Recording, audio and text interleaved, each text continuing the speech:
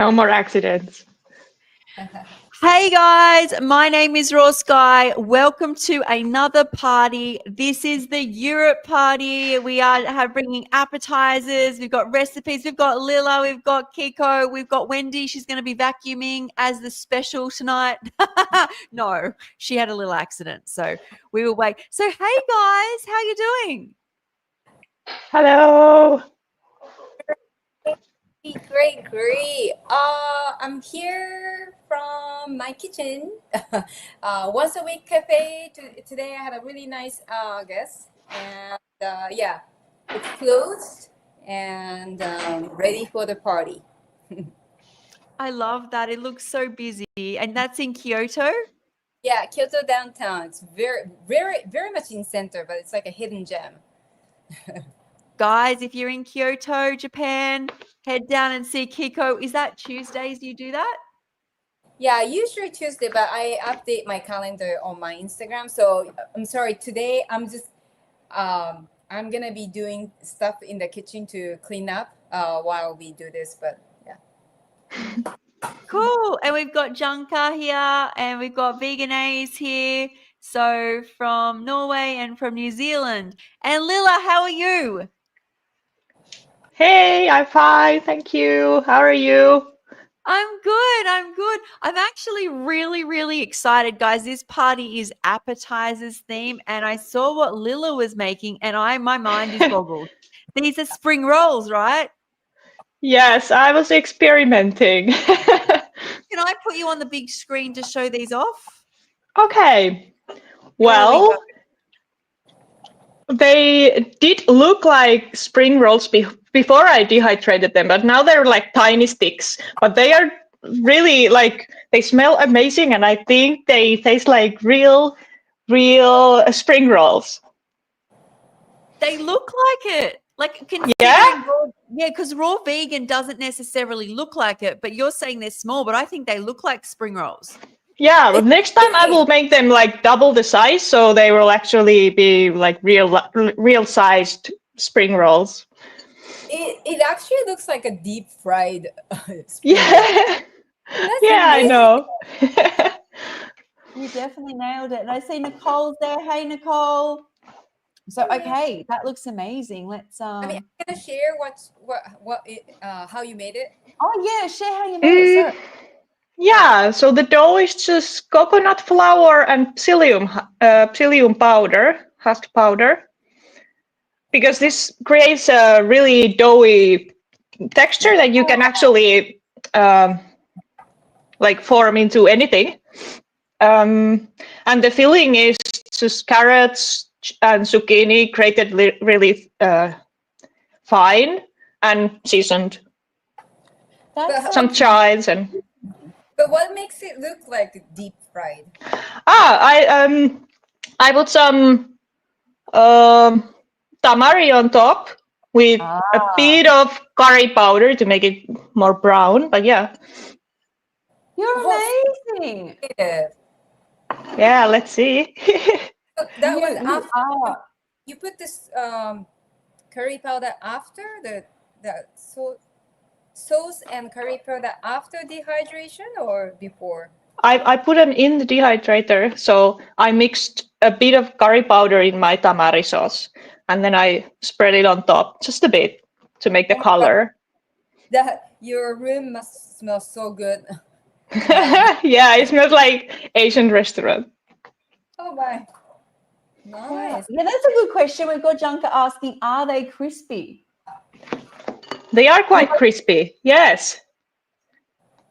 They look it. Oh. Yeah.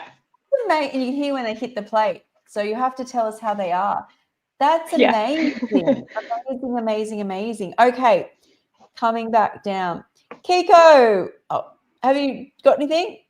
Okay, so I'm actually overdosed with flaxseed oil, and I have no appetite, and I almost came with nothing with me. But don't kill me. I made something very simple. I had a very successful cafe day today, so I was occupied, and after that I didn't have any creativity, so I just made a simple appetizer, like a finger food. So the base is zucchini, and then I mixed with carrots, onion, tomato, and we have something called salt koji.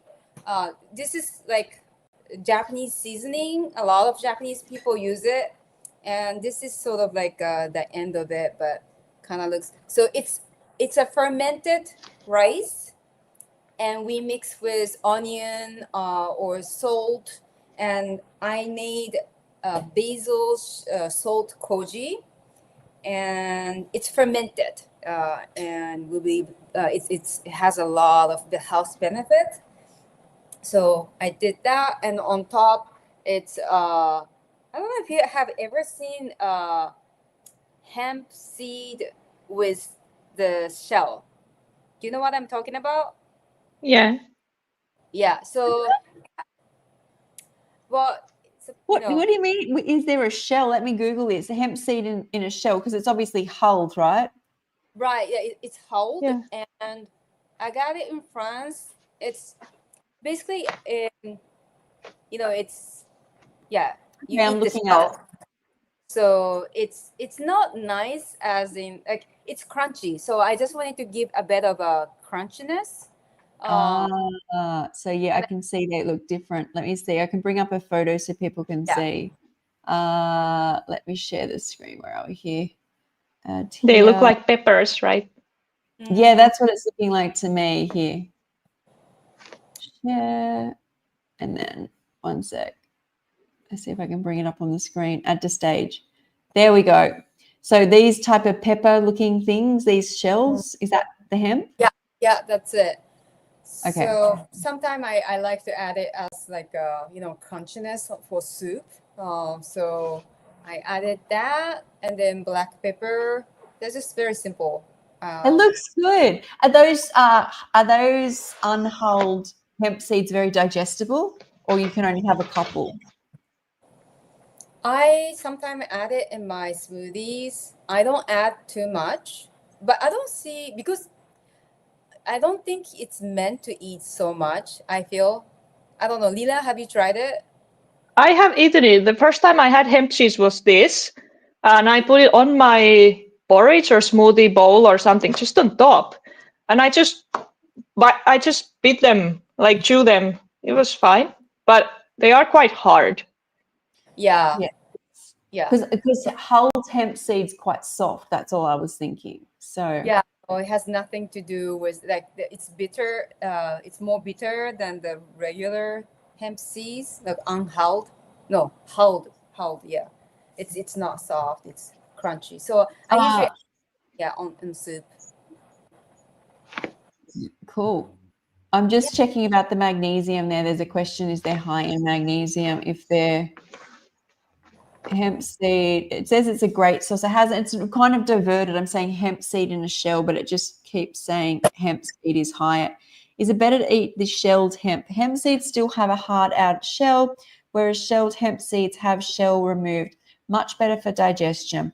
Hemp seed hearts and shelled hemp seeds are the same. Oh, we know that. They're the same thing. I would have to dig deeper into that. It's not giving me a quick result. I'd have to have a little chat with GTP. Yes, but when it's high in omega-3, but it's balanced, it's still out of balance with omega-6, like it's got a higher amount of omega-6, and I'm nothing wrong with that. It's a great seed, amazing things with it. We always just like to be mindful that to keep omega-3s higher than omega-6s. So I'll pull you off. Aren't they high in? So first off, Amelia, I think is how you pronounce your name. Hello. Is this diet great? A great diet for someone who's a diabetic? Of course, it's a great diet for anyone who's got disease going on. And just also be very mindful that we aren't doctors, so we're not giving out medical advice here. And also, diabetes is different if it's type 1 or type 2 as well, how it gets approached. So that's just something to be mindful of. But everyone here, there's not a disease I have not seen this diet heal. So yeah. Okay, that looked amazing, Keiko. Amazing. Yeah, it looks like a restaurant dish because you own a restaurant. You can clearly see. I don't know. I had no inspiration, but okay, something quick to make. Something inspired you. It looked amazing. Can I ask you, Keiko, Yeah. if you ever got busy enough, would you do that full time? No, never. You know, No. I don't do any raw vegan thing as a business. Someone actually asked me because I'm doing a lot of YouTube nowadays, and they all thought that I was in for money or like future making business making. Like, this is my pure hobby. Like, I do it when I feel like it, and cafe is a lot of work. I cannot imagine just staying here. I like doing quite a few things at the same time. So. Yeah. Okay, Wendy. You're up. Did you bring something or did you drop it, or you show us where you're at? Okay, I show you where I'm at. Okay, so hello, I am going on a biking holiday with 2 kids. And I was supposed to leave yesterday, but due to some bike, I am still here. But I will show you some things that was actually already on the packing table over there that I just took here. So this is my preparation plate. Wow, look at that. Nice. Ready? That is this one. Oh my gosh, look at that. So these little wraps are actually like sometimes I make wraps or a dish and then I have leftovers. And in the evening, I don't like to keep them in the fridge. So in this case, I had black currants, like they're grown in the garden. And I wasn't sure I was going to keep them the next day. I got eaten a lot already fresh. They're more in the fresh outside. So what I did, I blended them with some grapes and just a little bit of flaxseed, and they became mini wraps. So I've been keeping that in a bag. So they're coming with me. Let me see where the bag is. Oh, there's the bag. So I just put them in these Ziploc bags. I know plastic's not the best, but it does keep it fresh and keep all bugs out.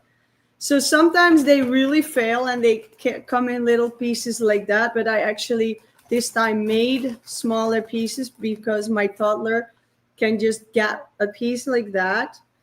And then I just cut a little bit of avocado on it and some cabbage for my plate. I know it's really tiny, yeah, but this is what I love that type of stuff. And this is the appetizer that we make. So then I have a little beetroot, just goes on top. Oh, wow. And you just roll it like that. And you have a mini wrap. And it's so nice because you can just give that to the kids. And so this is actually my plan also during the trip. So this is a pointy cabbage. I was kind of hoping it to hold it like that. So I don't know if we can do it like that. La, la, la. So this is a pointy cabbage. So that's this. So this is just, I cut it like that. So that's a pointy cabbage. What does pointy cabbage mean? Is that like a type of cabbage? Yeah, it's a cabbage that's pointy. It's a point. What do you mean? Okay. You mean it's like this. Okay, I'll get it. You lost me. I've never heard of this. So I cut off the point. Oh, okay. It's not actually like, okay. You cut off the point. It's a point. It's not round. Right. So I just with on the road. You just take it, you buy it like this, and you just put the plastic backwards. So you make it like that. Then I love it. And it comes back in the bike bag. You don't need the fridge for that for 3 days. So it's cool. A pointy cabbage. I get it. I see it. Yeah, so it's a pointy cabbage. And then I have also what I put on it is a slice of fresh apple. So this is the one that I'm making. I was specially keeping it for you guys. So this is the one that I'm making. And we were talking about the chia before. So this is my soaked chia. This is a piece of apple. Here's some avocado. And then last but not least, I put a little bit of lamb's lettuce. And then, of course, the beetroot. So I'll be adding a little bit more than what I'm showing you on the video. And this, this will be mine. So this will be my little appetizer. And sometimes they stay and sometimes they don't stay. And that's where these sticks come in. Yeah. And I also have one without sesames on the back. So, la la la la la. And they don't, I mean, they're not perfectly straight and pretty, but they don't have to be, because I think it gives this kind of Rustic. cute shape. Like it doesn't, I don't like it when everything is always perfectly straight and rectangular. It's, I don't know, I think it gives a more natural look to it. I think it looks really cute. We call it rustic. Rustic. Yeah. Rust, like edgy, like a bit rough, but like still like trendy. It's rustic. And we were talking about omega fats before. And so you were talking about how to get in more chia and flax. Well, this is our way to do it. 100%. To 100% amazing. Right. And then in the end, my plate looks like this. Oh, that's beautiful. Look at that. Beautiful. Lila, you're muted there if you want to unmute. There you are. I got some space here for something else, and I will add a dot of this, which is my paste. And it's basil this time. That will probably also come on the road because I made a lot yesterday. It's basil with pumpkin seed, some grapes, and a little bit of hemp because it was too wet. So, ta-da! That's amazing. I'm so impressed. And then I serve that like that for the three of us. So a date each, some dried apples, some dried bananas, these little wraps, and a paste. And when we're at home, it comes like that. And when we're on the road, it will probably be a melamine plastic plate. So we will eat like that. That's amazing. So there's some people, Janka has said she also calls it, or they call it a point cabbage. In my whole life, I've never heard of this. So this is very interesting to me. Sorry, go for it. Really sweet. Like it's really, they have purple ones, green, white, like light green, like this. And they're really sweet compared to like green cabbage or red cabbage or white or andivy or any kind of other cabbages. These are look easier on digestion, I think. It was one of the first ones that I could digest. And we were talking earlier about having trouble with cruciferous. Yes. I always have a trouble pronouncing this. Cruciferous vegetables. Like the first time I tried a little bit of just baby kale, I was in so much pain the next day. I was in so much pain. I couldn't move. I couldn't get out of my bed. I was like, oh my God, I'm never eating this ever again. But after a year and a half, I tried it again, and I started with these kind of things and just added a few here and there, and I built it up slowly. And now I've almost 10 years raw. And during pregnancy, I was craving this stuff. Like I was craving green vegetables and anything. Cabbage was wonderful for me. So I ate it a lot. Not also raw, like steamed. I did a lot of steamed Brussels sprouts, like crazy amounts. But I think it was really, really good. So sometimes you just need to build it up and maybe go back and forth a little bit to see where you're at and feel where you're going with your food. 100%. Yeah. So I think those mini wraps are clever. Like you could serve them in parties or as an appetizer. I've never thought of that. You could fill them with different flavors and everything. Mini wraps. Awesome. Yeah. And you can give them to kids, this stuff. Like just, Yeah. You I know, just make them little like that. I put them on the plate and, and even if friends come by, they walk by and they all take it. And these parents are, my kids don't want to eat the vegetables. They don't eat vegetables. And when they're at my place, like I put this on the table and then somehow it all disappears and it's full of vegetables. So I don't see why these kids wouldn't eat it. I never have a problem with my kid eating vegetables. Yeah, they do have a preference. Like if there is really good grapes and next to it is broccoli, they most likely go for the grapes. But then I noticed that when all the sweet stuff is finished, automatically they're drawn to the greens. Like I think it's more natural. interesting. Yeah. So what else can I share with you? So there's some questions here. There's some questions. So I will they're not in order. I'm going to back them so that we can do it this way. So they're black currant wraps. So do you want to explain again how you made the wraps? Well, I take leftover black currants with some grapes, also blue ones, and just blend it. And a teeny amount of flax, like a teeny. If you want to have them really strong, good wraps, like these ones, where you want to have them big, I always add psyllium husk. And yeah, I have a measurement here for half a cup.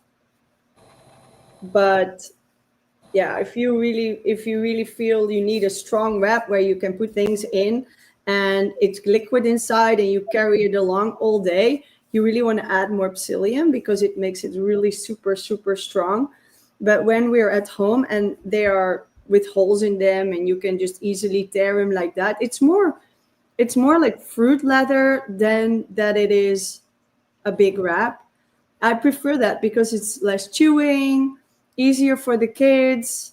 That's so. If I think this is good when it fails, but for the taste, black currants and grapes, it makes it super sweet. And then you simply add on this one that doesn't have sesame seeds. I actually added some beetroots, just like that. So I think you have to experiment. If it tastes good in the blender, it also tastes good when it comes out the dehydrated. That's how I do it too. Is like some people are like, oh, I don't know if it's going to taste good after dehydration. I'm like, make sure it tastes good before dehydration. Make sure it's not going to change. Yeah. So if it tastes good, then it will taste good after. And beetroot, like it's all blue and black. And this, I love that because it's so supportive for your kidneys, for your adrenals. So these black currants, they're called ribes nigrem here. Like this is something any naturopath or even orthomolecular therapist will advise to people with chronic fatigue or let's say burnout, chronic Lyme, like anything where people are completely depleted. But it's not like you have a certain condition on a certain organ. They would recommend you to get ribes nigrem, like eat it, get powder, get tincture, and then like 3 to 5 times a day. So my best solution was to get black currants in my garden and blueberries as well, and just start eating them and using them in several different ways in order to help with my health. And guess what? It tastes amazing. So like who doesn't like berries like I do? I love berries. And they're not sour. Like everybody's like, it's sour. I said, yeah, because the one that they have in the supermarket are picked last week and they cannot be ripe, because if they would be ripe, they wouldn't last the transport and stay in the supermarket box for a week. So if you pick them, you put them in a box and then in the fridge, easy to keep them for a week. But that's not what they do in the industrial big farms for the supermarkets. So you really want to have a look at somebody that grows them locally, and we are lucky to have that. I served 3.5 kilos at the Dutch Fruit Festival last week. And Wow. what is it? Like, you have to have this. It's so delicious. It's healing.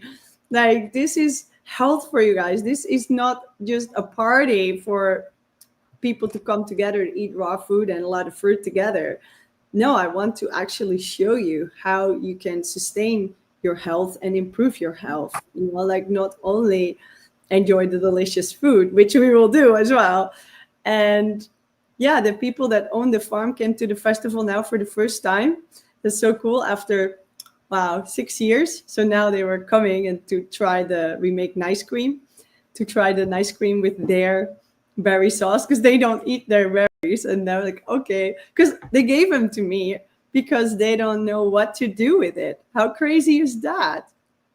That is definitely crazy. I'm just going to bring up on here because I've only ever seen black currants dried. And do you want to see them? I think I got some more.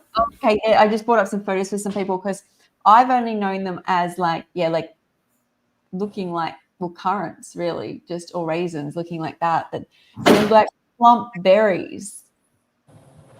They look so rich in antioxidants. It's insane. So I always think that like anthocyanins that are in blueberries look amazing, but then look at that. That's just next level. Yeah. And well, I have a downside that these were frozen and now thawed, so they're not so pretty anymore. Like, there's water in it. Oh, that looks good. Wow. But yeah, I'll be using them today. So it's just round, cute berry with. You can notice that there's quite a big spot. You see, so you can recognize them because they come on the sticks. And if you keep them, you have to keep them on the stick. Otherwise, there comes a hole in it, and then they go bad. So, and then where the flower was, that's the big spot on the bottom. You see that? Yeah. So they like kind of like blueberries. They are way better than blueberries. Oh. Yeah. Never tried. Yeah. You have to think like, I want to heal adrenals. I want to get rid of fatigue.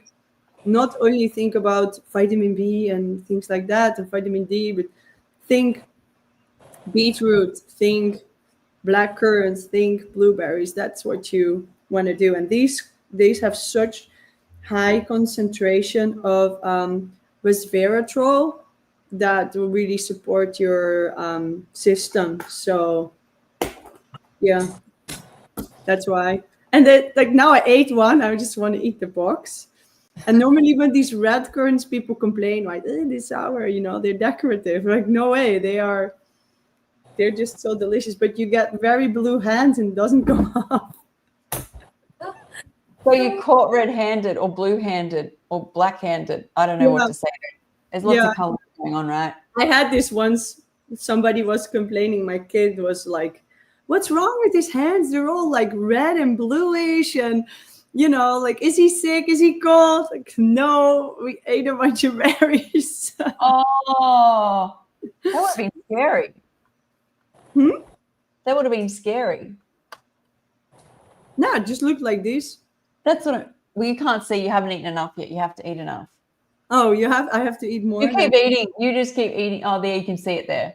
Yeah, it doesn't come off. Even if you wash like really good, it comes inside. So how long can you store those wraps for?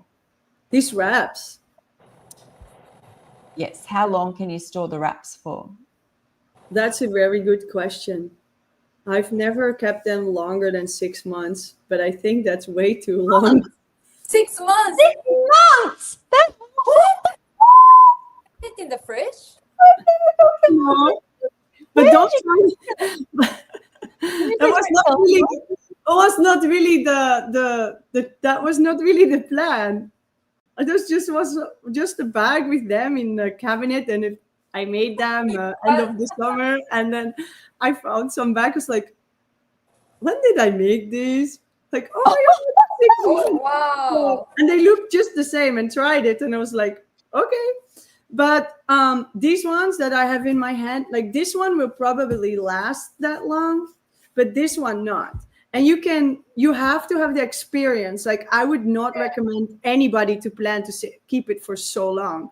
Like maybe 2 weeks, 3 weeks. I wouldn't keep it that long. And if they are still a little bit like very flexible, let's say these aren't very hard.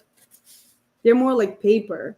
Yeah. You can keep it. But if they're very flexible, it means there's more liquid inside. So it's harder to keep. And it's more likely to go bad.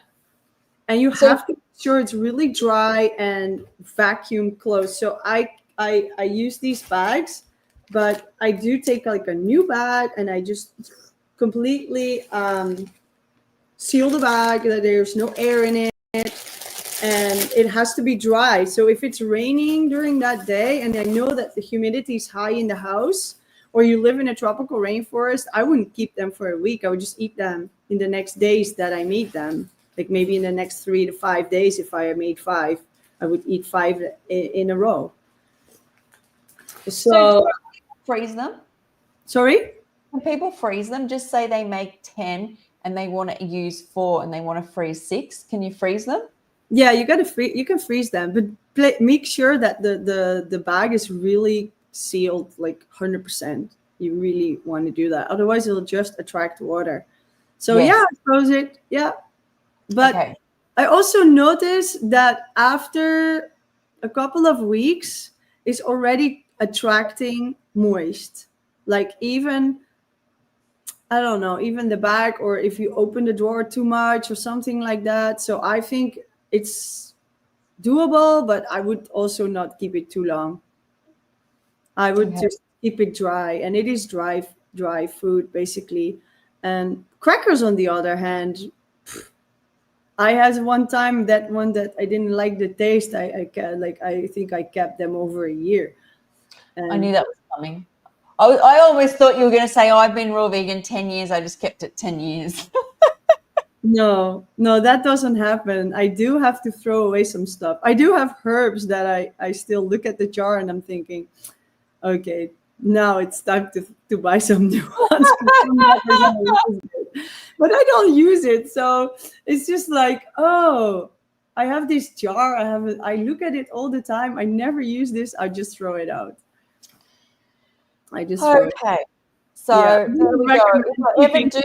This is more like a joke. And then if I ever make it to the Dutch Fruit Festival, I promise you I'll only be eating fresh because I won't know how long you've kept the food. No, don't worry. That will be just made 3 or 4 days before the festival. They look good there. There's mangoes. So these are some that were left over from the festival because they were actually fly-in mango, but they were rock hard. And now they're edible. And they're really, for fly-in mangoes bad, but for mango, they're really good. So we will be having, with our appetizer, we will be having a beautiful, soft mango like this each.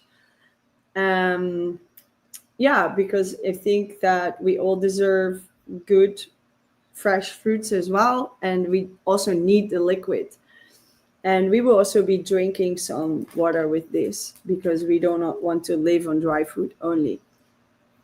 And then after that, I will maybe roll up these into big wraps just with some bags of lettuce that we bought on the same day. And that's going to be a meal for us. Yeah. So that looks so good. So for people watching, I just want to make sure that if you make some of this stuff, just make sure like maximum 3 months is what you do. Like otherwise you will never eat it. You forget about it like me. I would really dry food. Yeah, why would you keep it for months? You just can make new ones. Nothing. Also, one note that if you put flax seeds or chia seeds in it, it gets rancid over time. Yeah, it can get, yeah. These are with psyllium. That's why I said these are with psyllium. That's why I said. And I add a lot of dry powder at the end. So I have my wet place, my wet stuff, and then I add all the like spices and herbs. So I buy, when I buy paprika powder, I buy a kilo bag. Wow. And I also dry parsley. So that's like, it grows here so much, and rosemary, that we just dry it and then pulverize it. And I just keep adding it to my bowl until the paste is like super dry. And then I add some psyllium too. It's a very different technique than the ones you see recently from Melissa, maybe. She makes them really thick, and they're very juicy, and the texture is completely different. I make these wraps as thin as possible, as dry as possible, in order to keep them, because I want to be able to make a wrap in the morning, wrap it up in some foil or plastic, and then take it with me hiking or biking. And when I open my lunchbox, I want it to be edible and holdable still. That's why I do that. So when I'm at home, I prefer the more thick. You see, these are way thick. They have a better texture. And this one is completely flax based, and it's also pliable, you see? But it's double the thickness of these. Like, this is so thin. This is super thin. Sure. I can almost see you. I don't know. Like, I know you cannot see that. A little bit of depth there. Yeah, these are way thinner. So there's just different kind of ways to do. And I love to add rosemary to it, dried rosemary and dried parsley, because this will also, like, I love the rosemary just, because of the helping with the blood flow, and parsley is also helping awesome with your kidneys and your adrenals, and it's got some, it's green. So I think that way you can just put some health in your meal. You don't notice it going bad. The taste is going down. Actually, I think it improves the taste as long as you mix the right things together.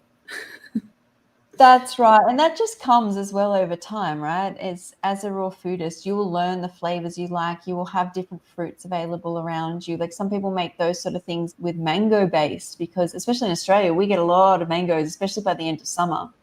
I've seen people do them with like mangoes and bell peppers and all sorts of things. So Yeah. thank you. Do you Yeah, get the red mango? one is only paprika, so bell pepper, tomato, mango. Mm. Wow. Paprika powder a lot. I have a 2-ingredient wrap, which is just chia and bell peppers. It's just simple. I do it that way when I hand out recipes, because I'm like, guys, just add what you want to it.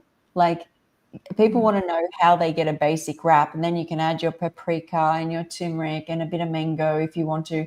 But people always seem to feel so overwhelmed. But How much chia do you use? Only chia? Do you I'm curious, because there is this dry chia that you can add your powdered chia after the end, or you just put everything in the blender and mix it up together. I think it's a lot. I'm simple. I am like, what do people have access to?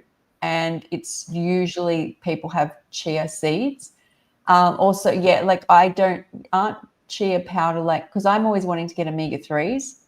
And I know that it goes rancid very quickly in powder. So 2-ingredient wraps, I'll tell you. Message me, send me a DM if you want the recipe, guys. It's 3 large bell peppers, and then you blend that up into a liquid, and then all you do is drop in the 2 tablespoons of chia seed, and you blitz that through. You do not blend that a lot. And then you pour it out into, the mold. There's also a link if you want to get the mold. It's here. I love this because I do like smaller things. Here, I'll show you. Where I've lost you guys here. Yeah. So this by Bright, is it by Bright Kitchen? And I've used these for wraps, little pizzas, and for tacos. I love it. And it's good for you, Wendy, good little for kids. So I use that, and that link is on this recipe, but it's, let me tell you guys. And that's it. It goes into the dehydrator for about 16 hours at 115. Now, that may sound like a long time, but it depends on the fruit you use, right? So capsicums are watery, so they're going to take a while. But they are very flexible, pliable mini wraps. And I do that so that hopefully people learn that can be a base for wraps, and then they can build on that. Does that make sense? Yeah. Did you say that you don't blend the chia seeds like smooth? I blitz it through until they're combined, kind of it's like an egg. So it's like if you keep blending it, you kind of do too much, but you just drop them in and then blitz it through so it looks smooth, but you don't have to overdo it. And then once it's combined and it looks okay, even if you get a few extra chia seeds in it, it doesn't really matter, like a bit chunkier. It's just don't destroy it, because then it turns out that the wraps will turn out crunchier. So my egg theory is if you want to add an egg, you do liquid and then just add a bit of the chia seed, and I blitz it through, and it starts to make the egginess. And then as I'm making the food, I find it sets it. That's that. Okay. I think it works the same with flax like that. Yes, I tend to use both. I tend to use some spoon of this and some spoon of that. Except with apple. If I do 100% apple, it's amazing with just flax. Oh, really? Yeah. Interesting. Tastes See, good. flax has a smidge more, 10% more fat. I think chia is 35% fat and flax is 42% fat. And what I noticed is, because I ran out of flaxseed when I was doing more Brooke Goldness, so I was eating just chia and veggies, and you get very used to the consistency. And when I added flax back in, I realized I could really taste that fattiness. This is how I feel I learn about foods for recipes. And so the best combo when I do veggies with flax and chia on it, when I'm eating that simply, is half ratio. I really like the half ratio, but a lot of the times people don't want to fluff around with recipes. They're like, Sky, can I just have simple? And I'm like, well, here's your simple. And if people want complex, you can put whatever you want in it. It's not going to be huge change. So my mini berry wraps, they don't have that. So that's why I was making the chia jelly and then spreading it afterwards, because taking it with on a road trip is also easy to have these small ones and then dry chia seeds with, and then using the chia jelly as a spread to glue the vegetables inside, so that then when I roll it fall out. I like that. It makes a good jam, right? I've got a couple recipes that have tomato dates. You blend that up and then drop the chia seeds in and blitz it through, and it creates a jam instantly to just spread on things. It's not, too difficult. A savory jam. I think I put a bit of chili in that recipe too, but the egginess, texture-wise, that gooiness, that stickiness. All right. Okay, let me show you what I bought. Yay! Okay, my camera looks a bit I have been on a lot today, so maybe it got a little. Looks like you're in a cloud. Oh, no, it's better. It's in a cloud. I like it. Let me bring this over so you guys can actually see it face down. Move this back. So if you're joining and you want the full recipe, I've already written this recipe up and I just did a live for it on YouTube. So you can go watch me make it. So what I did was, what I was craving was, these are sunflower seed and carrot, spring onion and fresh garlic is the middle bit. And I was going to put herbs through that, but I decided to roll them up with fresh herbs like fresh dill, chives, coriander, anything like that. Also, when I made the mix, there's a little bit of lemon in that too to bind it a little bit more. I would like the acid flavor. And this dipping sauce, so I wanted to make on my live, I wanted to make tahini in my food processor, but it broke. I am going to get it fixed, but for now it's broken. So I had to make, I used nama shoyu. I used nama shoyu, I used sesame seeds, and I used some dates, and that's the dipping sauce. Looks good. I know those mini sushi rolls are really good. Good appetizer. That's so funny. Everyone actually pretty much wrote the wrap, except me. I just had different thing, but True. That is true. but you know, everything in the wrap is just so it just tastes. It just make it taste so good, isn't it? Like Yeah. you know, Wendy, what you were saying about kids, like my husband doesn't like to eat a huge portion of salad, but when I wrap it, like there's much more veggie inside, but he's like he doesn't like cabbage. But when I put it in the wrap, he's like, "Oh, this was so good," and he would finish everything. And I like Yeah. that method of small ones. That's very clever because when I do the big one, it's like it's a lot of work, and if I can do the small pieces, I can just put it in front of him and let him just kind of roll it up, right? Oh, Lida, can you I'm trying now, Liz. There's Yin. show me? Yin said hi. She's watching it from the airport while munching on fruit. Hey, Yin, we miss you. Hi, Russia. These are really, really good. But I think when I make them bigger, it's even better because now it's like a bit too dry. Oh. And if I put more filling, it's more moist.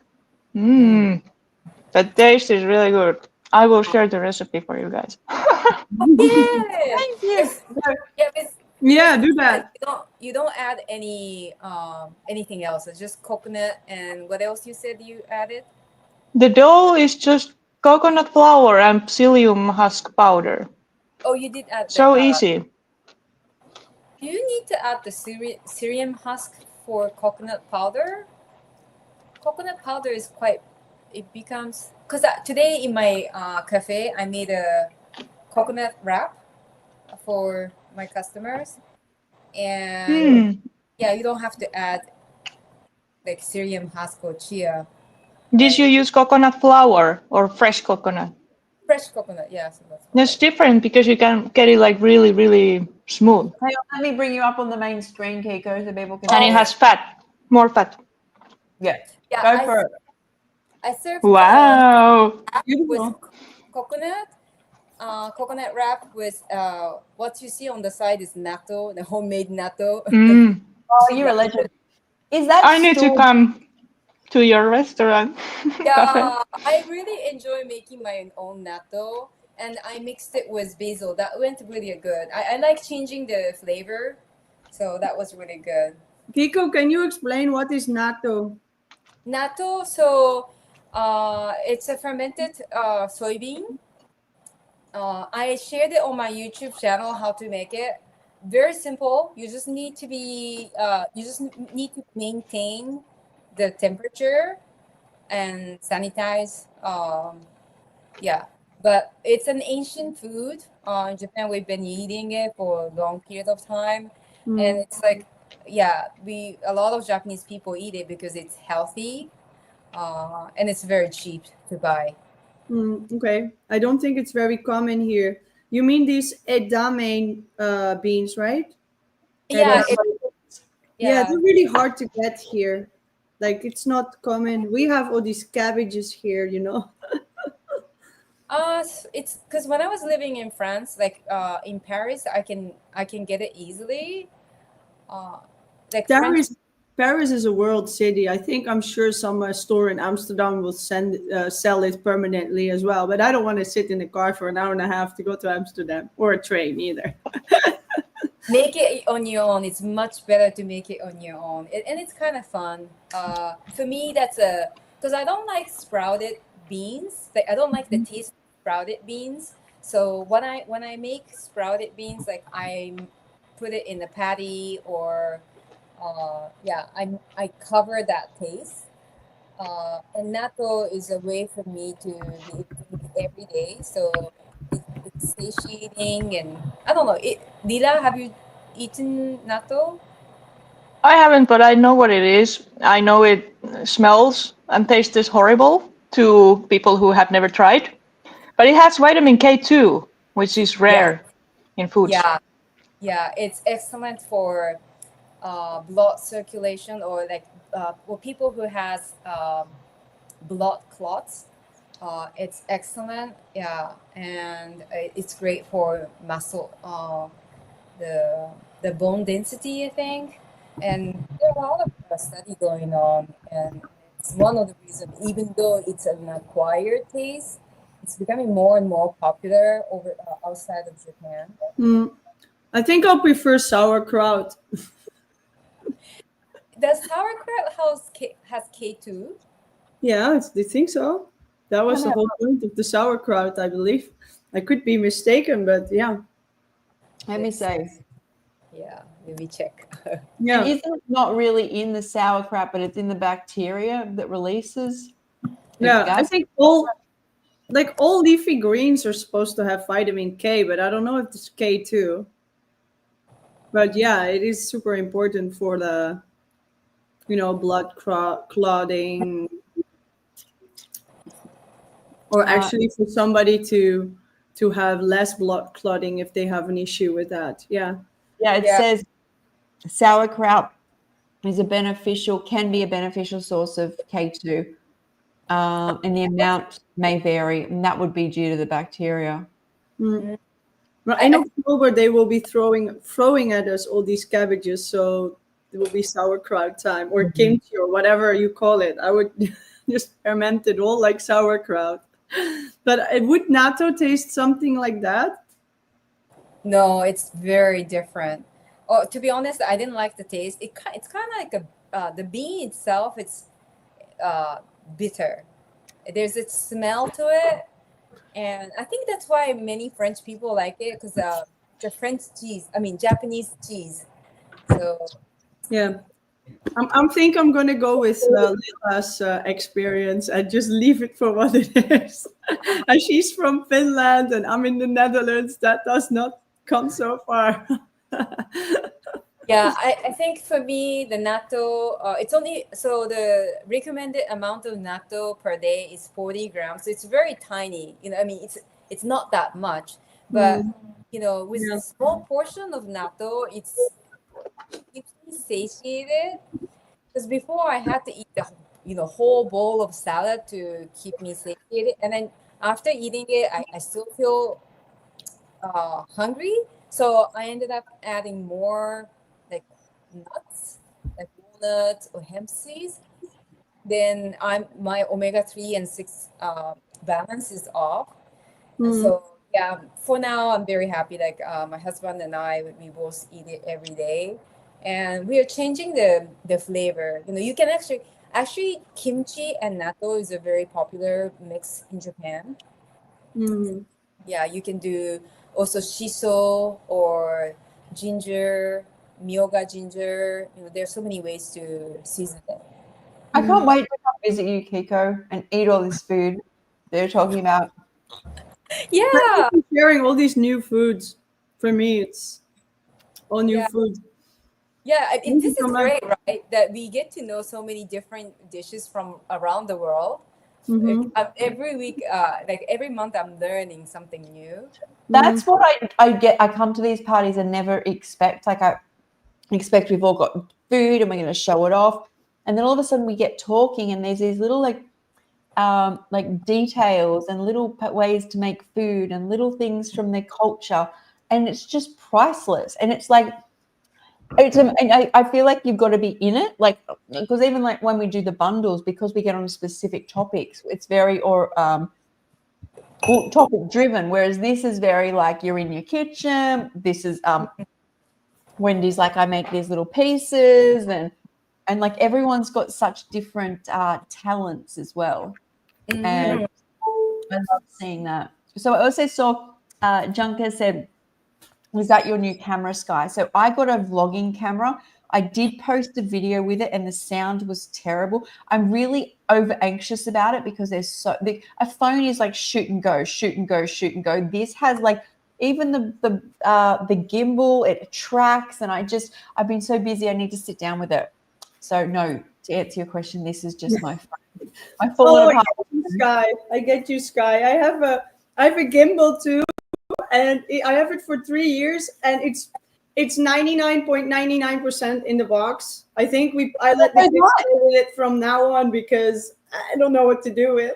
And then it sets it at you, and it goes like that. So I'm just using so many parts to it. Like I am not even kidding here. Let me just give you an example of, because the guy's like, I got a really expensive. I didn't buy a new camera for YouTubing until I knew I could afford it, because I know with a camera there's so much to it. So this isn't even the camera. This is the gimbal. Oh, and then there's this part too, and there might be more parts on the floor there. So when you say in the box, mine, I pulled out, Heidi looked at it, who's a camera expert. She goes, well, we'll get someone else to help us with that one. And this needs to, I think, be charged, and there's a little tracker somewhere. And this, as I said, this isn't even the camera. The camera I got working, but the sound was a bit funny. But tomorrow after the Women's Health podcast, I've got time because, Wednesday I try to take off. And so I will sit with it because I want to vlog again. I want to vlog and, yeah. Let me know when it works. I got the same thing from Gigi. So if you know how it works, then oh, you've got the same one. So I got this camera. This is the camera, guys. Yeah, that I don't have, but the other one, the setup. Yeah, awesome. So that is that I feel okay with. Like I can push 3 buttons, and there's probably 20 billion buttons. But we've got to start somewhere. And we did that, and I got it going, and I've got the SD card in, and I've got it charged, and I used it. The microphone connected. It was a bit funny, but my plan is to vlog a lot more while I'm out and about. So I just need to sit with that. So it looks like a sci-fi monster. It so does. It definitely does. Raw Chef Yina said I eat natto daily too. She puts it on top of her daily salads. I didn't know that. Maybe I did. I look a lot at yin salads. I know a yin salad. Like, you know how you know people's when they come up? Yeah. I know whose food's coming up. Oh, yeah. I wanted to get update Raw Chef Yen because she was asking how natto interact with other fermented foods. And I started making soy yogurt. Homemade soy yogurt, and it's working well. We're gonna go. I'm just gonna mute Wendy for a second. Sorry. Yeah. Are you gonna go? Yeah, I gotta go. Kids back. No, but it's okay. Okay. I gotta. Thank you. You shared a lot. Thank you, Wendy. That was lovely. Safe trip. Thank you too. See you next month. Yes. Bye. Bye bye. Have a safe trip. There we go. It's just us, and we're not even from Europe. Can you adopt us for the night? I'm like, any party that Sky is hosting, I'm hopping on. Oh, good. Good. I'm here on behalf of Europe. What happened to Lila? I don't know. She disappeared. Look, I think sometimes things just happen. It could be technology. She had to go. Yeah, I don't know. Popping and like maybe some technical issues because she disappeared. So I was saying I wanted to update Raw Chef Yen because she was concerned. She wanted to try homemade natto, but because she makes so many different kind of fermented food, she was hesitant doing it. So if Raw Chef Yen or anyone wants to make natto in a machine, so a lot of people make fermented food in a machine like a thermal that you can keep the temperature in a certain temperature for a certain period of time, and yeah, natto is very important to keep the temperature stable for about 24 hours. So if you use a machine, you apparently you need to have a dedicated machine for just natto, because natto would take over any other. Natto is so strong that it would take over any other one. For me, I'm using it a very natural way. So it's hot enough here in Kyoto. So I leave it outside in the sun during the day. And at night, I just bring it to my attic, which is also quite hot during the night. So then it's been successful. So yeah, I hope that answers Raw Chef Yen's concern and question. So I have a question. Can you make raw tempeh? Yeah.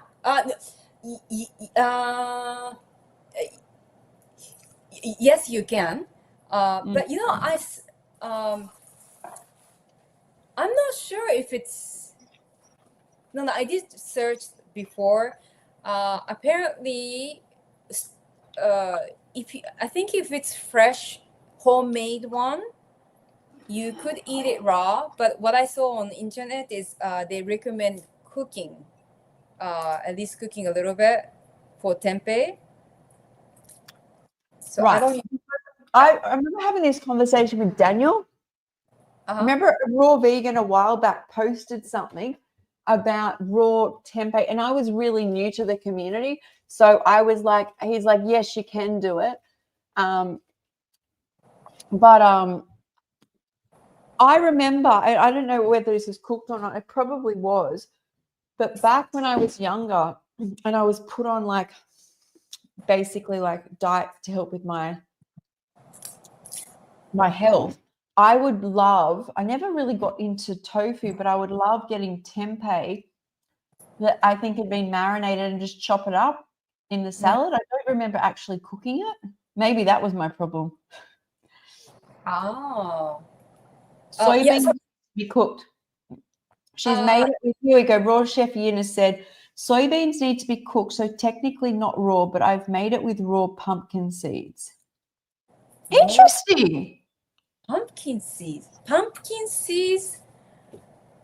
Tempeh, that's interesting. Yeah, so tempeh and natto, it's pretty much, I mean, you have to cook the soy.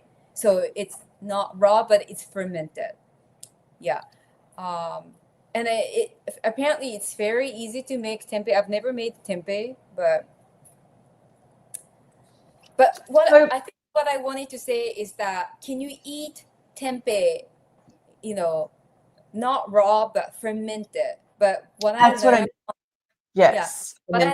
on the internet is that you should cook it, unless it's like really, really fresh. But I heard that it's risky without adding heat, you know, after being fermented. So yeah, and then I don't really care for tempeh. Tempeh doesn't have that much taste. You have to really marinate it.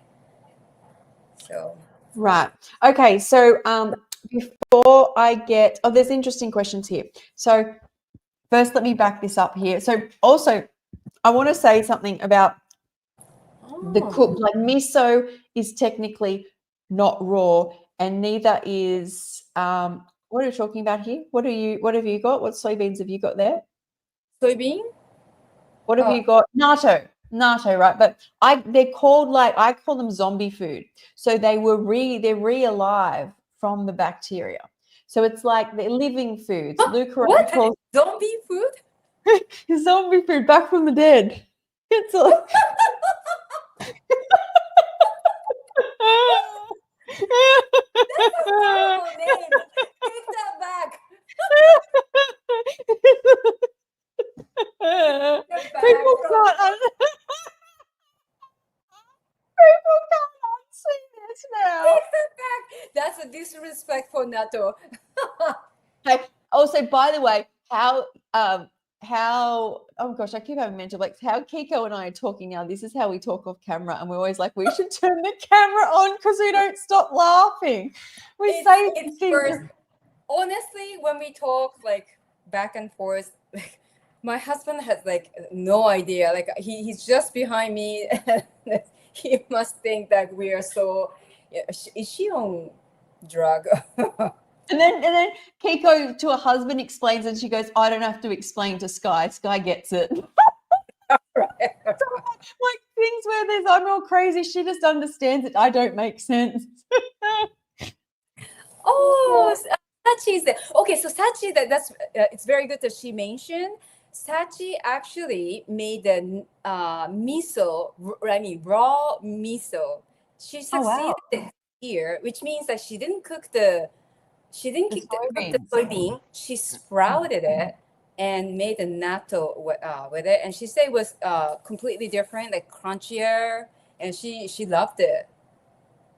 Oh, it's so funny. Wendy said we're still here in the other chat. Does she want to be here? I don't know. Do you want to be here, Wendy? I can see. Hang on. So she's in the background here. She's backstage, probably listening to our jokes. Do you want to be? Sachi said, "Do you think you can make raw natto? I made raw miso, but the texture is different still. I love it though. I mean, okay, so natto, I mean, There's probably Wendy. Sachi probably can make the raw natto, but I Yeah, we're laughing at your jokes. Sorry. The sad thing is they're not jokes. That's just how Kiko and I are. yeah, we were saying that we do like our private conversation online. This is it, guys. You're getting it here first. Yeah, but yeah, I let Sachi do the raw natto because I'm pretty sure you can do that. I don't know. It will be crunchier. And another thing which is important is that when you do natto, you have to cook the Kiko's soybean gone. well. Oh, can you hear? Is it mine? Oh, or did I go? Oh, I think you are frozen. Like Oh my God, I'm sitting here going, Kiko and Wendy are both frozen. And then after a few seconds, I went, well, I'm guessing it's probably me. I don't think they're frozen at the exact same time. Sorry, go on. Yeah, so anyway, I was saying that that natto bacteria has to go all the way in, from what I understood. So I don't know. I let Sachi try if she's up to it. I don't want to try it. So there's also extreme, like we have to remember, and I speak about it like this, that we are our bacteria, those trillions of bacteria. And what these zombie foods do is or fermented foods, is they have a whole lot of bacteria that can help populate and control other amounts of bacteria. And then those bacteria let off, well, you can call them nutrients, but gases. And those gases the body uses. And we can get a lot of nutrients from that.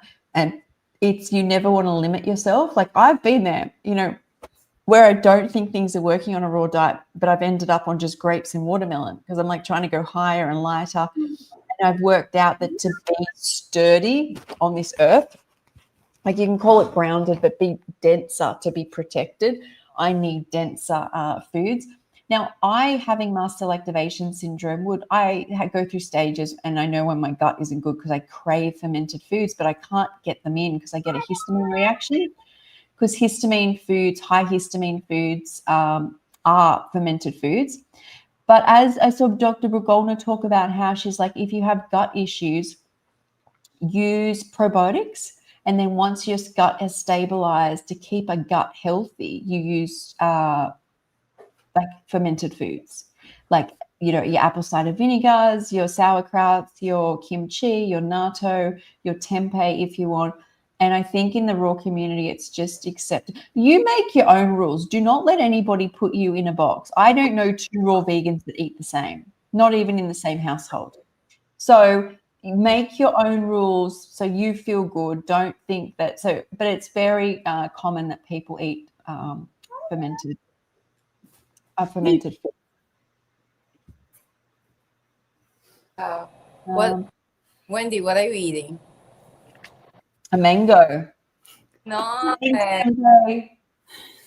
I'm eating a mango. It's the last ones. Yeah, gotta now have the lunch. It's right in front of my nose. I'm feeding the kid at the same time here. She's already eaten all the dates and the apple. So I want to talk on this because I have actually done this. So MJ said, I'm having trouble feeling full on a raw diet. I can eat 6 apples and be hungry within 15 minutes. Perhaps mono meals aren't ideal for me. So I did do this. I went through, and I talk on apples. I've got reels of what I eat in a day. I do 8 apples and I have no stomach. And then I would eat more fruit and do a big salad. And I was not doing so well. If you are doing well, then I think you feel it. But if not, I would try something. There's so many ways to do raw foods. You're best off learning a lot about different ways and see what you feel pulled towards, because I would just try and do days on apples, and that was one of the last stages before I did the watermelon and grapes and got shingles, actually. Eat natto. But don't be afraid of this food combining situation. So what I noticed is if I was to eat a massive half a watermelon and then I tried to have a handful of nuts, my body would go berserk. But if I got a standardized bowl, and I have no stomach, like a standard size human bowl, and put, some banana, maybe what else? Some banana, some apple, I don't know, some berries, blend that up with some chia or flax and top it with a scoop of nut butter, maybe a sprinkle of like some more fruit on top and a little bit of almonds in a standard size. I'm fine. But if I try get a massive bowl of like where I was before when I was doing lots of fruits, and then you try and transfer that over to your brain to comprehend a little chia pudding, it does not work. But that's why you see people who have flat stomachs, it's just not huge. It's just a bit of like push and pull. That's what I think. Yeah. I did that too. These apples, I need 10. Wow. But then What's the size of apple you're talking about? These ones? Because apples here in Japan is pretty big.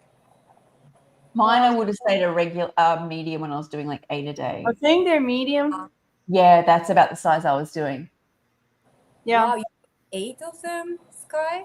That's Yes. Yeah. But only when I was on like a liquid diet. So when I liquid diet, that's the wrong word.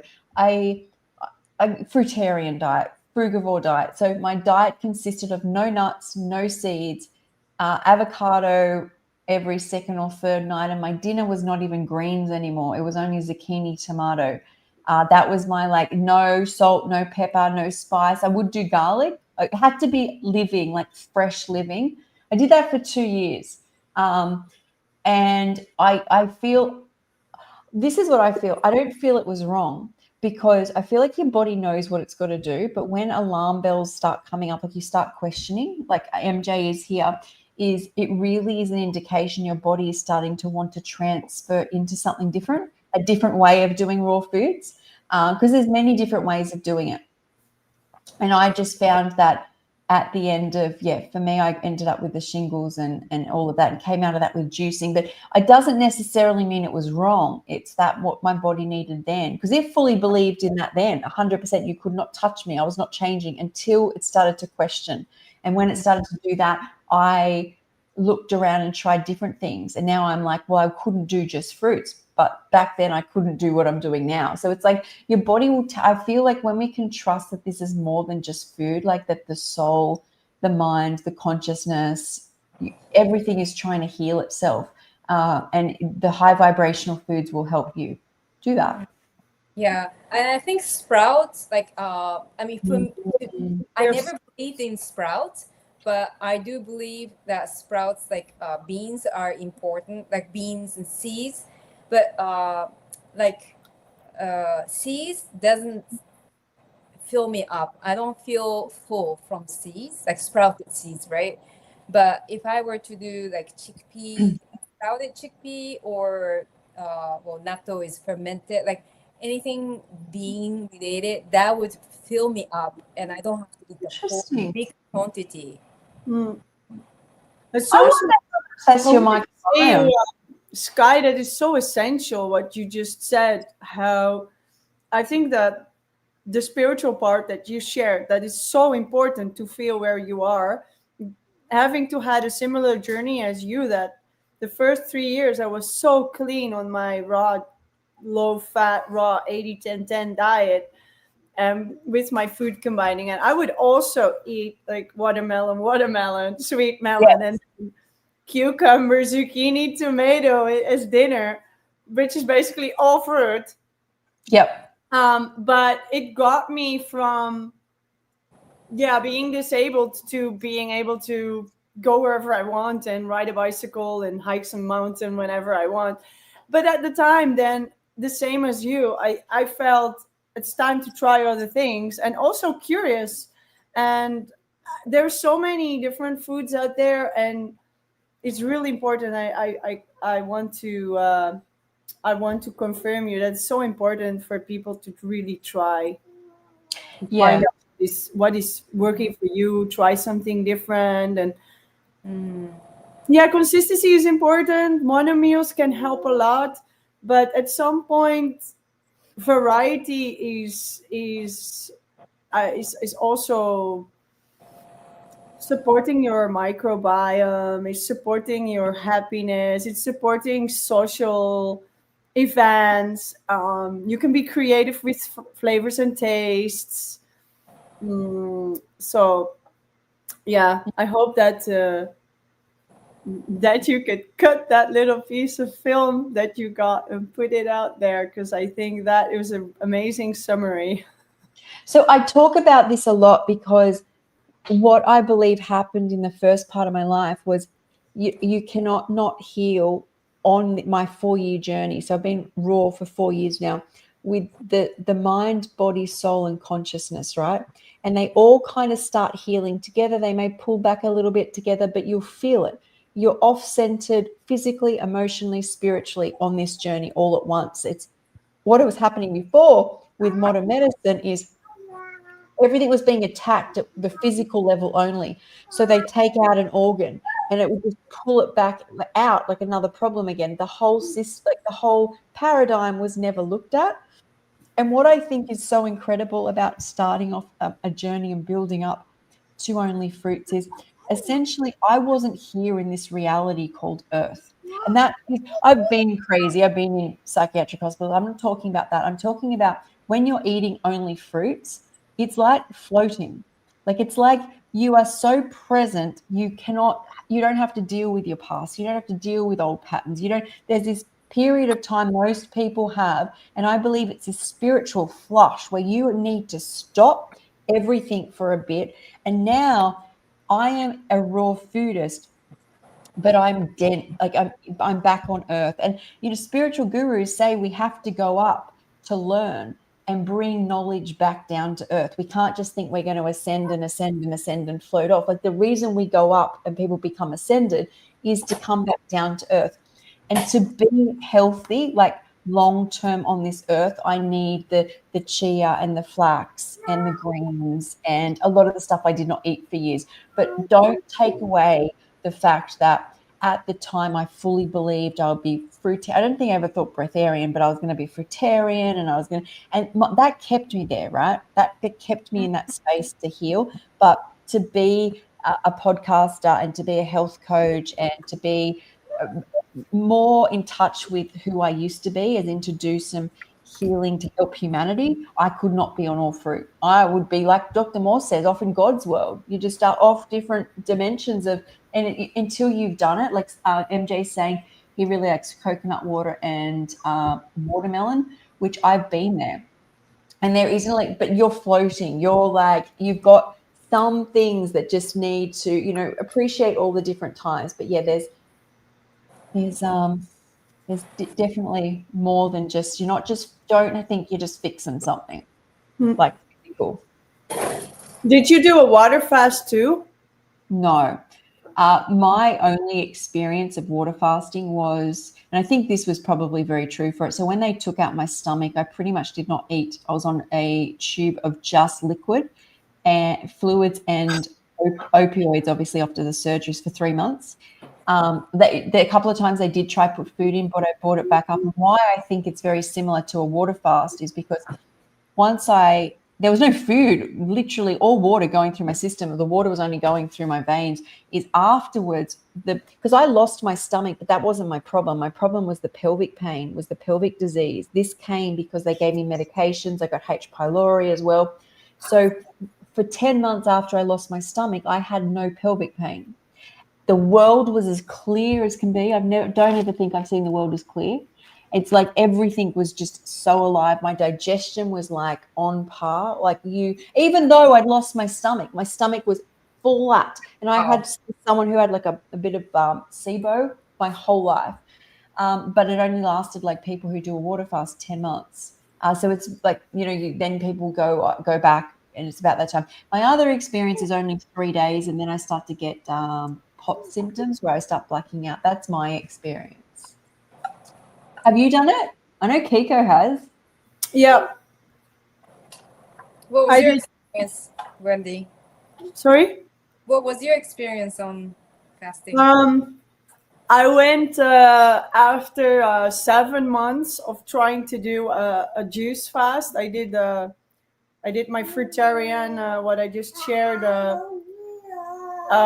6 days a week, and then one day I would do liquids because I wanted to do a juice cleanse for my intestines because I was thinking that would be very off since I couldn't actually digest anything else except fruits. So I started on juice, and slowly from juice I went to do the master fast. And as an energetic therapist, I have a lot of background doing a lot of different energetic experiences and like lucid dreaming and visiting different heavens and What? all of these kind of things. So I was really felt really drawn to the energetic aspect of the master fast. So this is not on raw juices but on cooked juices. So what is master fast? It's a system from a guy named Gino, and he cooks his juice. He basically looks at the frequencies and the vibrations of whatever he's doing to heal through vibrations. So it's not really a fast as in, oh, this is the protocol with your not eating. It's a protocol on a frequency. So you have to like cook your grape juice for 11 minutes or something like that. Wow. I don't know why I got drawn to that, but at some point I started doing that. And I did one cooked juice and the rest raw juices. I did it exactly like he said. And then you do 1 day a week, you do a dry or water fast. So I did 1 day dry, so 24 hours, then almost a day on just water with Heal tea. This is from Dr. Robert Morse, the Heal tea. And I made my own protocol and then 5 days of juicing. And I kept that up for 70 days. Wow. And at the end, I was like, just like Sky said, I was like, the last month, I was like, I don't understand why I should ever eat again. I am so happy. I have time. I have energy. I am strong. I only need 6 hours of sleep. And I was actually crazy enough gaining weight for the first time in my life. Oh, wow. And I found it very interesting because I started eating less and less. But I think that my body also started holding on to that, what it needed. And that's why I gained weight. I don't know. After that, I just want to eat like more raw food and build it up and try experiment more and more.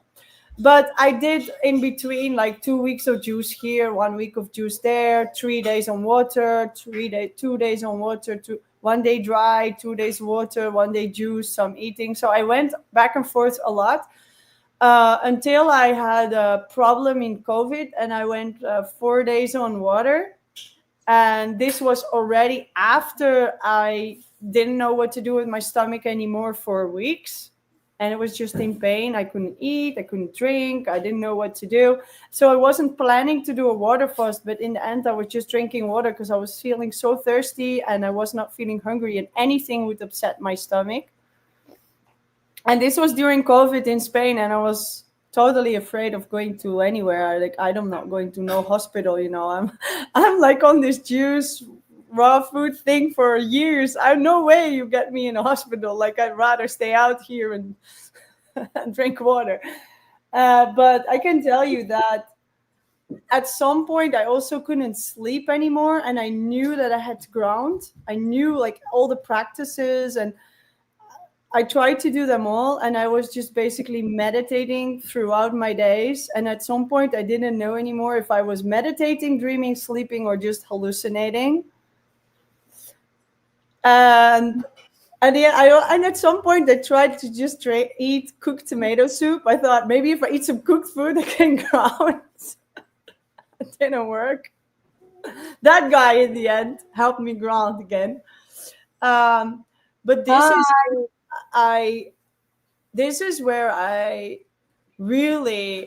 was conscious about every little thing. I was so much enjoying birds around, like making little sounds close and far away, seeing the energies between the trees and the plants, and how all the auras and the electrolytes, how they were moving. I could just focus in and zoom in on all the different energy aspects of things around me. And for me, like, I was like, that was just to be blissed out that it is possible as a human to focus on seeing the energy of different plants. And that's exactly what raw foods feels like. Huh? That's exactly what happened to me when I started to eat just fresh foods. So I've tried to explain it to people, because people say, oh, you feel light and clear. No, you don't understand. Literally, you start to step into this kingdom, like God's world, and you're describing it. You can see the energy between trees. You start to see waves sync at the same time. And remember, I was only eating fresh foods. I went from being like smoking, drinking, eating like bad food, vegan food, to just eating everything fresh. And that, what you're saying, I've never heard it described so well. Well, I'm so happy that you heard that. So I've been able to see energies between trees as long as I can remember in my whole life, also as a child. So I could always focus on it, and then like I could do it right now, but I really have to like pay some more attention and put some effort. But I think also it's a skill to that. If you train it more, it's easier. But at that moment, it was like not like, oh, if I see it now, I really have to focus on one point of this little leaf to another one and look in between. But at that moment, it was like I could zoom in and open up and widen and just, okay, the sunrise is coming, and you see how you feel the harmony of the sunrise with the nature, and zoom into it in more, I think, way more dimensions than that we are normally living. And I felt at that moment that all humans have this capacity, and we're just not using it at all. We're getting distracted by matter, by money, by rules of society. Like, we are the desired society. What are you talking about? We could make this heaven on earth. We just have to have more people experience this at a young age and feel that this is a normal part of being human. Because if it's a normal part of being human, then we would interact differently. We would treat nature different. We would eat nature. We would eat different. So that's what I learned from actually long time ago. But at that moment, I was really happy to experience that, even though I didn't know if I wanted to go down. But I wrote I'm not a diary person, but I wrote a book full in these 4 days. Like, I wrote like crazy, because I was like, I'm getting so many downloads here. I'm gonna write it. Like, I wrote songs. Like, I couldn't even like make music, but I wrote songs. Like, I was so laughing. So can somebody learn me notes, because I have this tune in my head and it comes with words, and I don't know. I can't sing, I can't play piano or anything. Like, tell me how do I do this? So that's my experience with water fast. I don't know if the water fast came for this happened and I didn't eat. This went on afterwards as well, so it took about 2 weeks before I completely came down. Wow. Yeah, but I was very aware that I was high like that, and I was really conscious in everything that I did to be respectful for the people around me and write everything that I did from a place of love and respect. We thought that was because at this moment was really tough time around me in COVID, and I was really doing my best to That's amazing. Yeah. Really So I hope this is not freaking people out. And if you are still here. definitely people still here. Now, before Kiko, you share your water fasting story. What are you doing? I thought you let off gas. You're like going, waving your arms around like you're like, I don't. What happened? Yeah, I'm doing a preparation for next week and slicing onion, and it was All of a sudden I'm like, what is she doing? I thought you had gas. I was crying. No. No, but I was listening everything that Wendy was saying. But I'm actually wondering, like, so are you following still 80-10-10, Wendy? I'm following whatever I do today and what I don't do tomorrow, or I just go with my flow. I don't like anybody. I spend a lot of time with Dr. Graham, like a lot in the last years, and I mean, I see how he makes food. I make kind of the same food. But there's other people following 80-10-10, and they're like super strict on food combining. And I'm not anymore. And I live and I eat. And since I got pregnant, I ate a lot of other stuff, and I started make crackers again. I actually eat Brazil nuts now. They're quite tasty. I eat that every day, two of them. Oh, really? Well, I never was interested in that before. Actually, I don't like cashews anymore. So I got your new milky machine here. It's super cool. I'm gonna try to make some nut milk, and then try to make some cheeses from the whole. Yeah, it's my new project. I just expect to see cheeses soon, right? What was that, Sky? I was going to say, we'll expect to see cheeses in these soon. If you're going to be cheeses, we want to see what you're doing. Yeah, I think this Milky is a new machine here in Europe. Have you heard from it before? Let me have a look. Me and Google are like besties right now. Oh, I want to show you the logo. Maybe I can show you the logo. Like, let me turn around. You see that? Oh, hang on. There's a lot of Milkies. Milky. Oh, I see how it's spelt. Yeah. It's spelled with Y. M-Y? Yeah. L-I-K. Okay. So hang on. Let me come back to us. Yeah. I'll show the screen if this helps anybody. So that could be high fat, right? Like if you were to do 80, like you said that you're not really following 80-10-10, but like if you are doing 80-10-10, like you have to be very mindful. Like even with Brazil nuts. Yeah, it's this one. Yeah. Yeah. Okay, there you go, guys. It's sold out apparently on the website anyway. Oh, they have it here. They like I mean, I don't receive any money from them or anything, but they asked me if I want to make a video and give people discount for 10%. I said, yeah, I want to do that. So I'm going to take some experiments with them. Cool. Does this work? I just got it. And if you want to learn how to get started with Milky, this is the video for you. With Milky, you can make all kinds of plant-based milk in just a few minutes. You can use basically any ingredients such as oats, nuts, rice or coconut. Today, I'm going to show you how I make oat milk with Milky. The machine Filled with 1.3 to What's the Sorry, guys. That was good though, but I mean, what's the you can do it with nama juicer, right? I just do it with a blender. Yeah, I did it with the blender too, but now I have two people in the house that love milk, so they're gonna try to so that would be very good because they start to buy plant-based milk in the supermarket, and I don't want them to do that. So Right.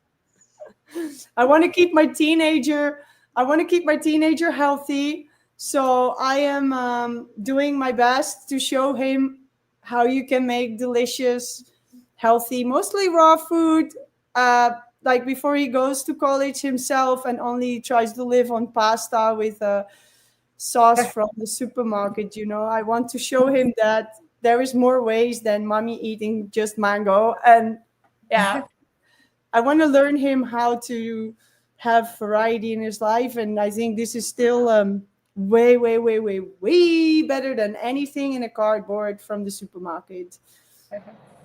And also, when you do these things, they start to become hobbies, right? And if somebody's making plant-based milk, that's a lot better than making beer or something, right? Is we forget that when people that's another tool that gets expensive. Life is about creation, right? So, and that's just a tool to create. So it's fun. It's a hobby as well. Yeah, I think my food is fun for me. Yeah. It's like, oh, new project. I'm like, yeah, I never made, I don't really enjoy those cheeses so much. But when you start with it, it's awesome. And yeah, then you get creative and you can express yourself. And Yes. yeah, I really enjoy this. Yeah. I do too. A lot of people, because a lot of people are like, you spend too much time in the kitchen. It's like, that makes me so happy. I get that you guys want quick recipes and I can make those too. But when I'm in my kitchen, I'm the happiest because when I look at that food, I found 2 avocados in my bag today because I bought them and I saw them and my whole heart filled up. Now that's never happened with it happens with fresh food. It doesn't happen with anything processed that's why I have so much time for food and what it does to my body. And why would I not want to be around it whenever I could? It's just more goodness inside of me. It's exciting me now. Yeah, I have that. Oh, look this mango, look this mango, look this mango. I gotta have this mango. And people are like, right. Well, I never saw you do that over a bag of crisps. That's right. That's right. That's right. It's grapes. because it's a double-edged sword. When you look at crisps, is even if the consciousness doesn't register, is part of that crisp bag has made you sick in the past, has made you not feel good about yourself in the past. And you actually take all that in, but filtered most of it out to choose to feel the high. And usually you get over the low by grabbing a Dr. Pepper. And then when that runs out, you grab something else, right? And that's the continuum. But when you look at these pure foods, it's just like looking at pure energy. And what that water fast describes at some level what I experienced when I was eating all the fresh food. And then, yes, on a juice fast, it's like you're off somewhere else as well, but you did water. So Kiko, do you want to share your water journey? Is that American? Water fast? Water fast. I've done several of them, but the most recent one, I think that was how long ago? 2.5 years ago. 2 years ago. I did not like it. I actually hired a specialist, water fast specialist, and yeah, it was just horrible. I think if you're looking for some specialist, you need to make sure that this person is flexible enough and don't try to fix this person. Hang on, I'm just going to mute. Hang on, just going to mute Wendy there. Go for it, Kiko. Yeah. No. Yeah. This person has to be comfortable enough to say, to listen to be able to listen to you, not just, put their way of method works for everyone, because that was the approach that I had from this person. And I think, frankly, it was kind of dangerous, because I had endometriosis, and I was just bleeding after bleeding, and he just said, no, you have to keep on going. Yeah, anyway, that was Sure. not a nice experience. And that's why I'm actually now, I have been high raw for over 21 years. And this year, I just want to stick with fully raw, because I don't want to go yo-yoing. Because, I think what happens with this water fast, juice fast is like, people think that, okay, no, I can eat junk food, for 1 week, because, I can always do juice fast or water fast.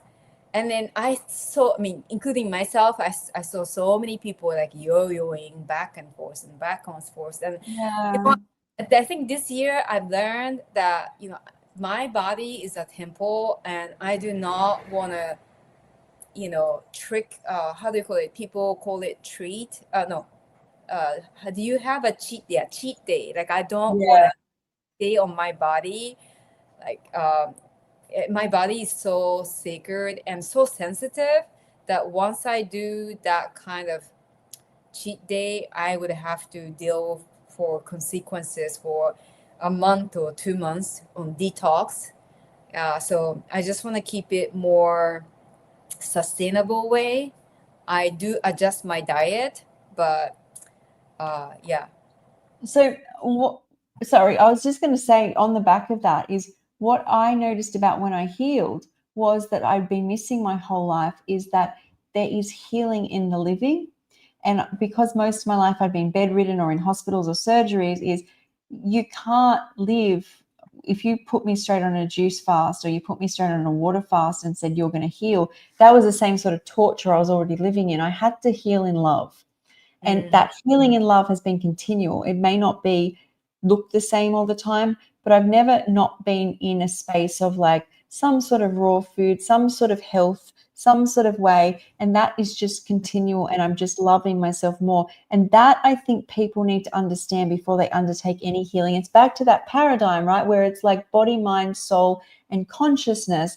And there's just seeing flowers bloom and seeing waves move and being able to walk by the water and experience things and be so present from the raw foods, as opposed to be like, obviously my contrast was doctors, but anything that put me in pain was just never going to get me anywhere. Sorry, I interrupted you. No, that was good. That was good. I mean, at the end of the day, I know that some people swear by water fast. I don't, but I also know that people who went on water fast and swear by them, I've seen them going yo-yoing on, like hardcore junk food, and then, for whole entire months. And this person is saying, oh, I've already screwed up anyway, so let me do this for the entire month, even though this person is suffering. And like, I don't want to go through that torture anymore, and I don't want to see that in any other person. But I know that some people swear by it, and it, for some reason, it helped them to go on a raw vegan journey. But if I were to guess on the percentage, I would say maybe less than 5% would succeed. And don't hate me. Of course, less than that, because not many people succeed on a raw food diet. And this isn't just my guess. I've spoken to people, what's that place, the Hippocrates Center, right? So these people go to heal disease. Very, very, very, very few of them stay raw. And that they all stay connected after they leave these places. And so if it's that hard to stay raw, imagine staying raw and fasting and only raw. Yeah. Like the only time I get cravings that are like real intense is off the back of when I juiced or when I did lots of high fruit. And that's why I just think you have to love yourself well. We have to learn to love ourselves, like the choices we make. And that may be a water fast for somebody, but if somebody goes into it and they're suffering, that's the place we came from. Let's learn to love and nurture ourselves back to life so we can love and nurture people around us back. We can teach well. Yeah. It was great to hear Wendy's story. I never thought that Wendy had so many, different stage of story, because I had, in my mind, Wendy's story is more like, just like 80-10-10 most of the time. And seems like, she's just doing what works, whatever, she, you know what I mean? She's listening to herself. So. And teaching her children that too. I think that's so important. They watch her, not following anybody but herself. That, even like, as I always say, like my dad ate really healthy. It took me till I was at rock bottom to realize that he stayed healthy. Ate healthy, stayed healthy. It's always there. And I think it's amazing. Mm. I mean, I'm a therapist, right? So here in Netherlands, we don't have natural doctors like you have in the United States or maybe Japan or Australia. I don't know. Here, you have doctors. They study medicines, like pharmacy medicines, and everybody else is a therapist. Right. So thank you very much for the compliments. But for me, I never started with 80-10-10. I didn't understand what it meant until 4 years into my raw journey. I didn't knew anybody going raw. I didn't hear from anybody. I never saw anything on YouTube. Nobody told me. I just felt that I wanted to go back to nature and be like a real human. Like, would it be like if this planet was no culture and we would just be dropped here, and we look at how planet Earth grows by itself and we start from there. So I put myself in this fake thing where I think, okay, this is what Earth does by itself without human interference. Now I'm a human, I'm coming here. What would I eat and how would I do it? And that's my starting point. And from there came my love for unprocessed foods. And that's how I got started. I love that. A deer, honestly. I'm trying to catch the deer. So I'm Dr. Robert Morse fan. This is where I started. That's my background. That's where I studied. That's where I did all the studies. And then after I started to study other people like Dr. Douglas Graham. And I did some nutritional studies here in the Netherlands, also some pharmacology, as you have to. So that's actually my background.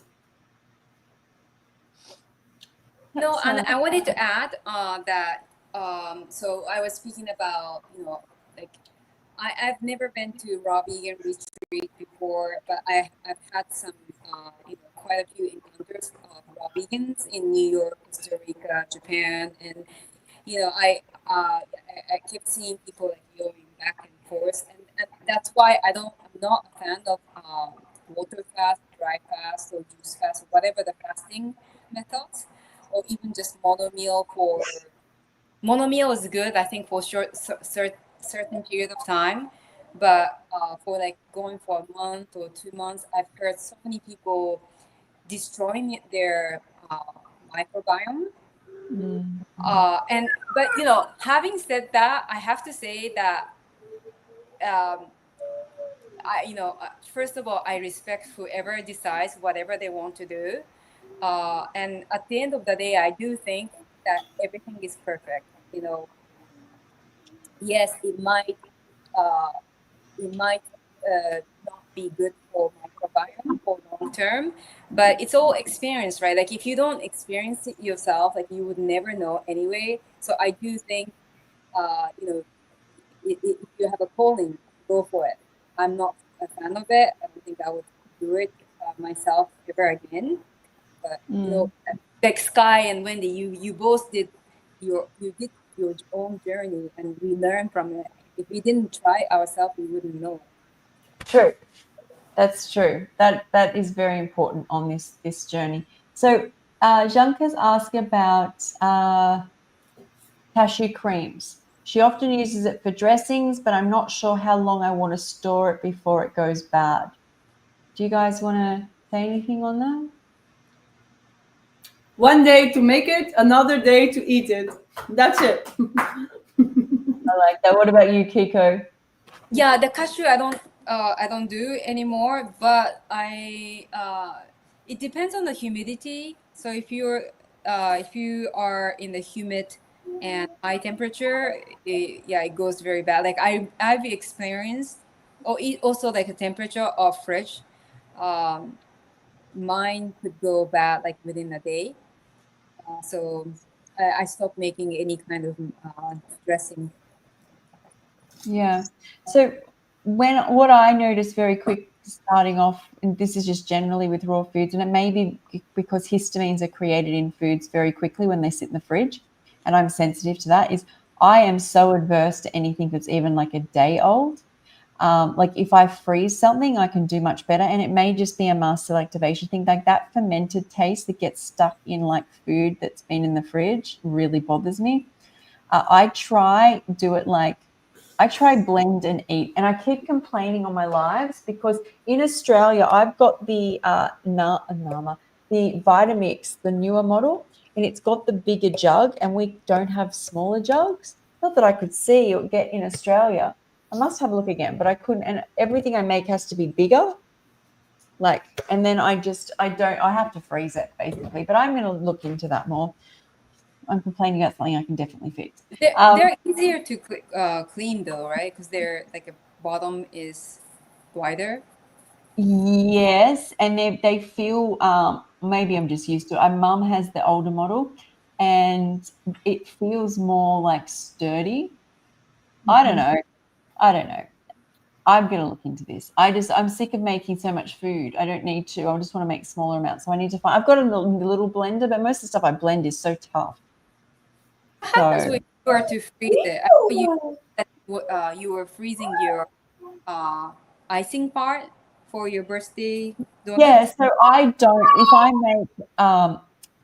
If I freeze stuff, it's usually like I will reuse it, not my regular days of eating. It's more likely gets used at a party or something. Like it's a fun day. That's what I call my fun days, like where I can put basically any raw food I want. I put in a recipe on a fun day. And in that case, I will use frozen things that have been defrosted, like the icing, freeze donuts. But I tend not to make a habit of it because it just doesn't make me feel as good. Like the energetics of the food is completely dropped. Yeah. That's what I notice.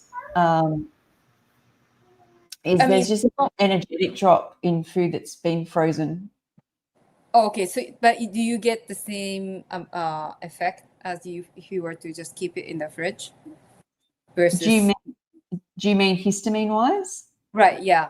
Yeah, histamine wise, it's fine as long as it's been frozen straight away. I just notice it's not so much. I don't notice it so much with that type of thing. When I notice, and I think it's because that's been flash cooked or whatever. Like when you buy frozen fruit, especially when I was in the midst of my healing journey, that stuff made me feel really unwell.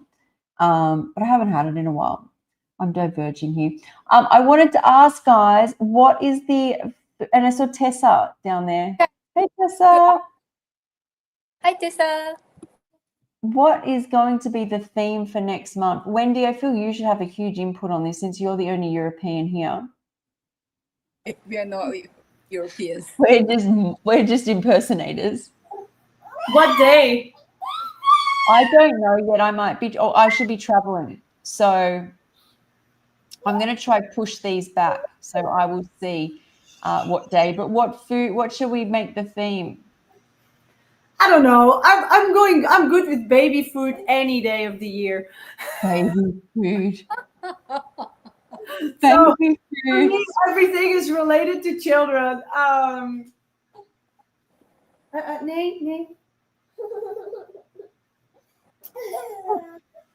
I feel inspireless. I'm trying to keep my baby's butt out of your video. Okay, so Kiko, what are you thinking? Hello. Hi, do you have any ideas what to bring for next party? I think we've shocked her is what we've done. Hello. Hi. What could be good for the next party? We have harvest coming, next one. It's grape season coming, so September, yeah. What's in season in Australia? Yeah, it should be something with Europe. What would be good? What about? Oh, I don't know. Usually something comes up at the parties where we could do a wrap party. We've never done a wrap party. Wrap. Didn't you? Okay. Wrap, No? like what? Like a spring roll kind of wrap? Oh, it can be anything. You can do a big wrap, small wrap, mini wrap. how about traditional breakfast? What? Sorry? Traditional breakfast.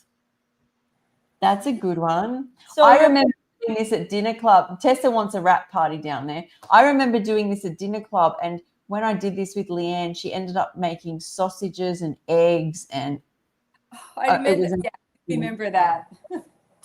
like it was she really did well. Like there's some big shoes to fill here.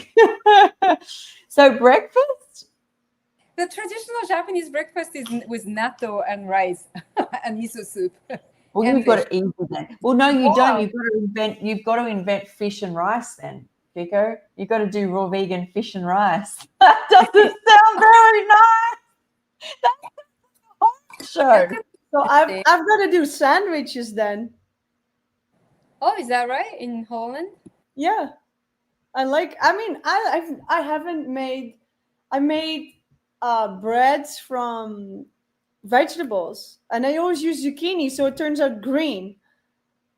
I couldn't make it green though, so I don't know. I want to make some sandwiches in the near future again, some raw sandwiches,